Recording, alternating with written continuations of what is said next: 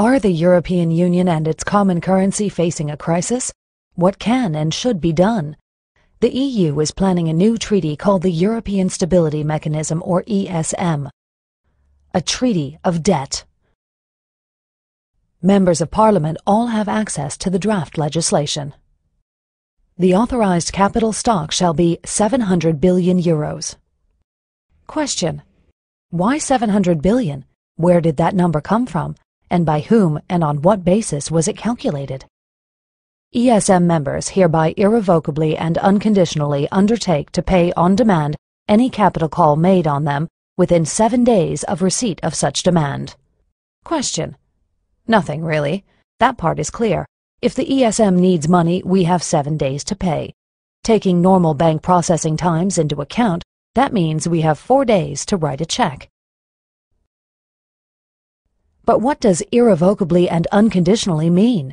What if we have a new parliament, one that doesn't want to transfer money to the ESM? Do we have to pay anyway? The Board of Governors may decide to change the authorized capital and amend Article 8 accordingly. Question: pardon me? 700 billion is just the beginning? The ESM can stock up the fund as much as it wants to, any time it wants to? And we would then be required, under Article 9, to irrevocably and unconditionally pay up? The ESM shall have full legal capacity to institute legal proceedings. The ESM, its property, funding, and assets shall enjoy immunity from every form of judicial process. Question: so the ESM program can sue us, but we can't challenge it in court? The property, funding, and assets of the ESM shall be immune from search, requisition, confiscation, expropriation, or any other form of seizure, taking, or foreclosure by executive, judicial, administrative, or legislative action. Question: immune from judicial action was covered in the last point, but this means neither our governments, nor our legislatures, nor any of our democratic laws have any effect on the ESM organization? That's a pretty powerful treaty. Governors, alternate governors, directors, alternate directors, the managing director, and staff members shall be immune from legal process with respect to acts performed by them, and shall enjoy inviolability in respect to their official papers and documents. Question: so anyone involved in the ESM is off the hook? They can't be held accountable for anything? And does the inviolability of their papers mean we can't destroy them, or that we won't even be allowed to see what's been written? The treaty establishes a new intergovernmental organization to which we are required to transfer unlimited assets within 7 days if it so requests. An organization that can sue us but is immune from all forms of prosecution, and whose managers enjoy the same immunity. There are no independent reviewers, and no existing laws apply. Governments cannot take action against it.